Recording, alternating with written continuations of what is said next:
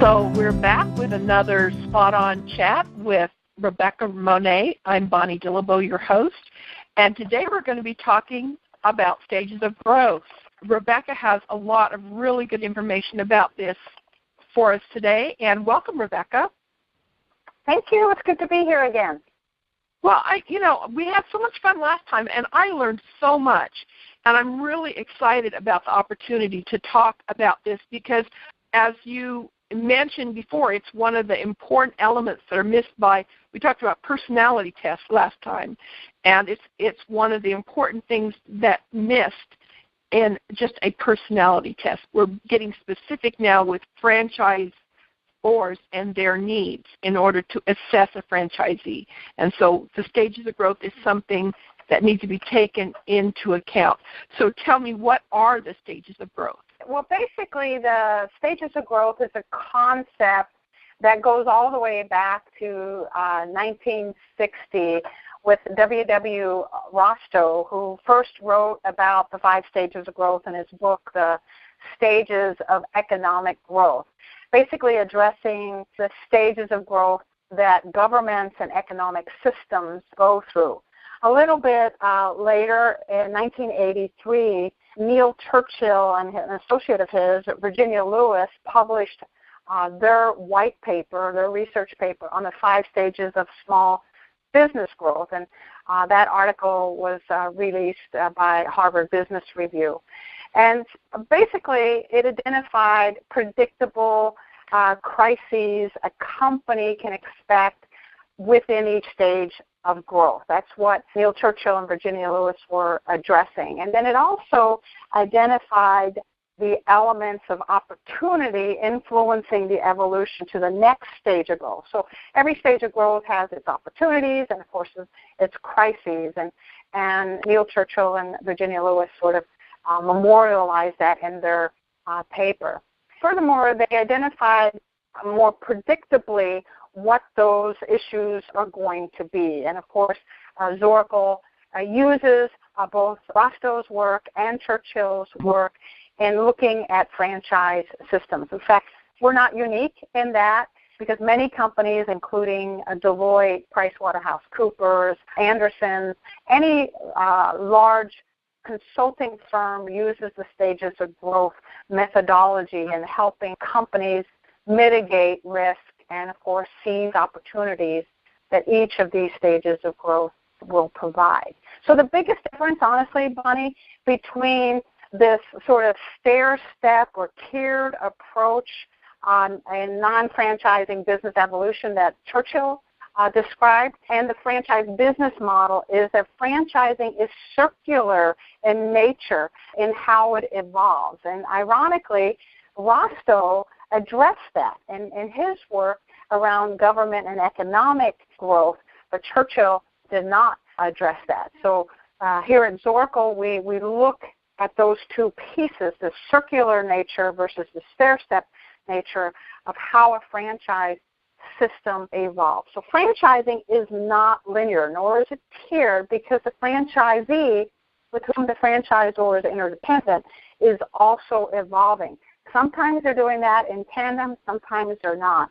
Thus, it provides this kind of crazy, ongoing wild card for the franchisor to deal with. So Zoracle, therefore, has taken this circular theory of Rostow and this tiered stages of growth that Churchill introduced and combined it with Dr. Claire Graves' work in spiral dynamics to address the evolution as well as the, let's call it, interdependency of the franchisee-franchisor relationship and how that works over a long period of time. So to answer your question, the Zoracle stages of growth are bottom line determined by looking at a company's managerial style, their organizational values and their structure, their formal systems, what their major strategic goals are, how involved the founder or concept originator is.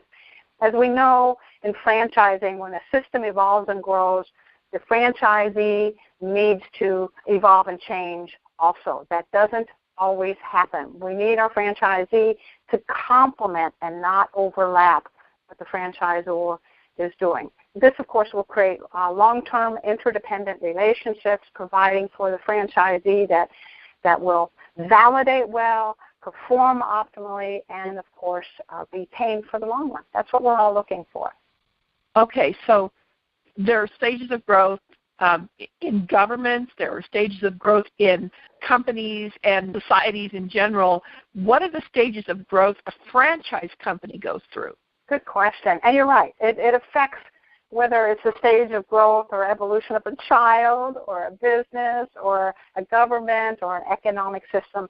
There's always these evolutionary processes. In franchising, there are 5 predictable stages of growth.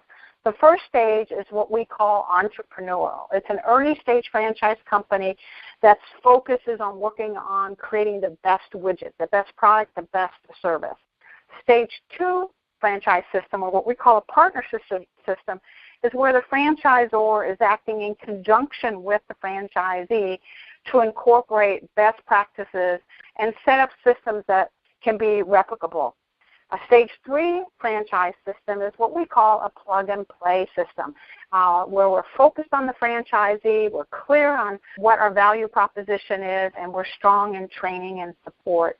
A stage 4 franchise system, or what we call an empire organization, has strong brand recognition, often executing on the goal to be the market dominant player.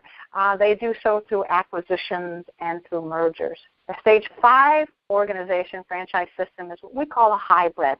A hybrid company is one which is renewing, rebranding, refreshing, and at times even downsizing and or spinning off other franchise concepts. We're going to address each of these stages of growth in our future SpotOn chats, but today let's just focus on stage 1. It sounds like there's a lot that we need to learn about each of these different kinds of stages of growth where it applies to different franchise systems.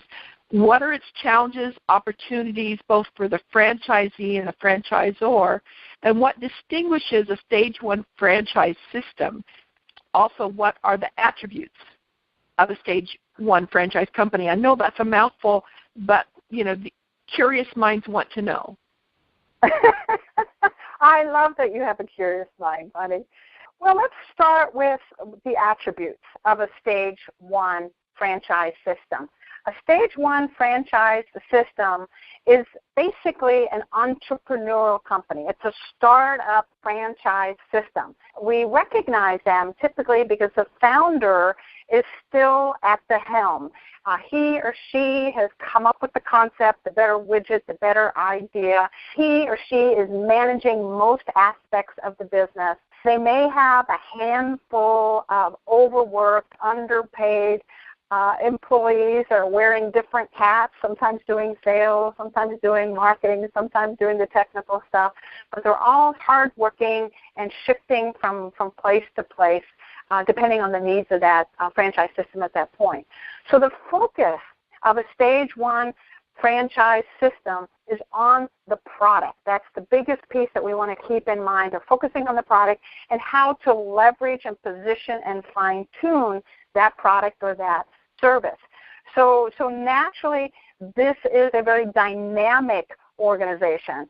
Systems aren't in place yet. Training is not in place yet. Support systems aren't in place yet, because what we're still trying to figure out is how do we get this product or service to the marketplace in the best way possible and differentiate ourselves.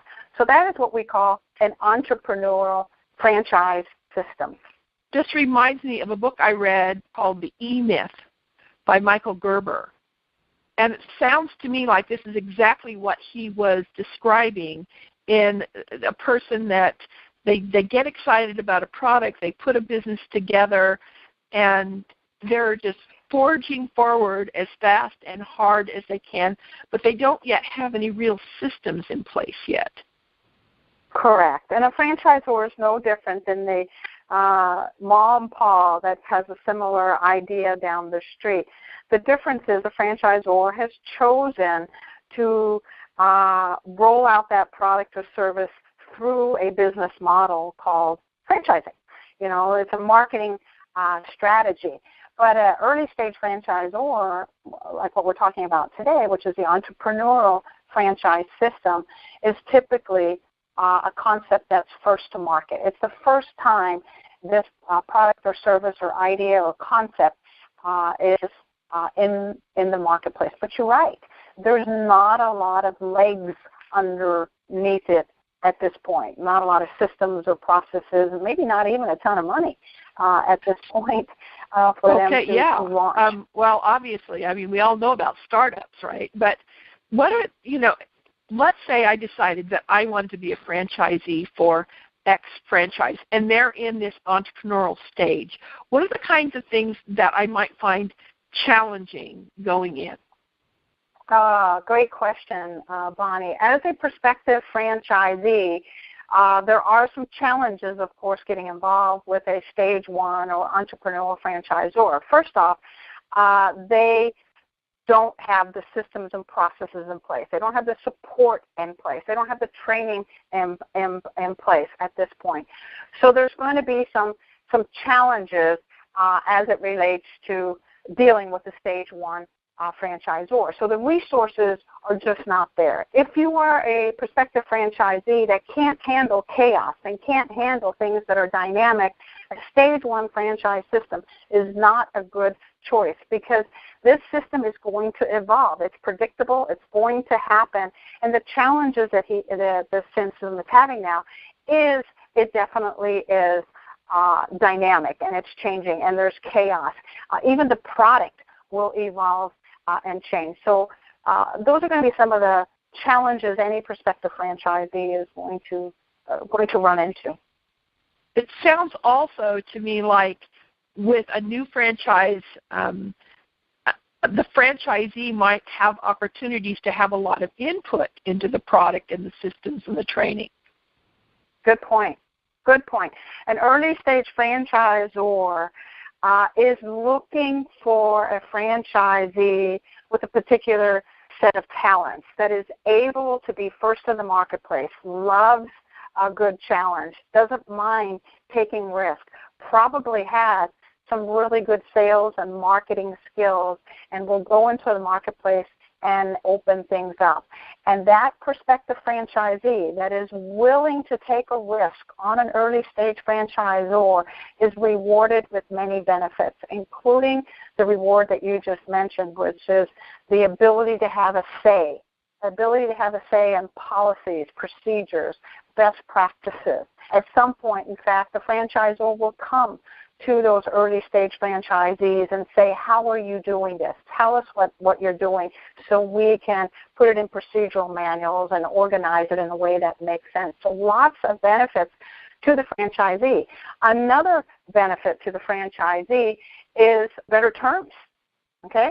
Better terms in that they can negotiate with a franchisor who wants to go into a particular territory, much more liberal contracts, terms, royalties, maybe even forgiveness on royalties, a buy-in that's lower than later stage franchisees that come into the system. There's not as many rules or as many accountabilities for that franchisee that's coming in. So they're basically given a lot of latitude. The prospective franchisee is given a lot of latitude in how to run their businesses. And, of course, with the willingness to take those risks and with the willingness to step out and try something that's been unproven, usually come the financial rewards with it also. Mm-hmm. Yeah, I can see where that would be the case. And, of course, the franchisor in this stage of growth, that's a particularly challenging time for the franchisor because the concept is new and the branding isn't even firmly in place yet. They don't have any real traction in the marketplace yet in terms of people recognizing who they are and what they're about. What are the other challenges a franchisor might have during this stage of growth? You actually mentioned most of them. They're typically understaffed and with limited resources. Even if they have investors, there's limited human capital to execute. And, of course, no real traction in the marketplace or recognition in the marketplace. So they're having to literally build on the fly. So these are definitely some of the challenges. But like with the franchisee, there are benefits to the franchisor in that frequently those early franchisees that come in act more as true hunters, true business people, true entrepreneurs. So frequently they're going to attract aggressive, oftentimes well-funded franchisees that will offload some of those responsibilities and build in those marketplaces. So again, it's kind of a trade-off. There are challenges and there are benefits for being in this stage one. The franchisor can focus on the product, can focus on making it the best possible while allowing highly competitive, highly aggressive franchisee to build market share, market awareness. The key, especially if you're a stage one franchisor, is selecting that right franchisee, right? Because he's not an employee. And we can't manage him. We can't train them. We can't do any of those things. We are limited as franchisors what we can do with that franchisee. So we have to be very selective that we find a franchisee, particularly an early stage franchise system, that complement our value proposition, complement our values, our culture, and is willing to, in that local marketplace, do what's necessary to grow that business, while the franchisor can focus on the systems, on the product, and on those kinds of things. So it's kind of a divide and conquer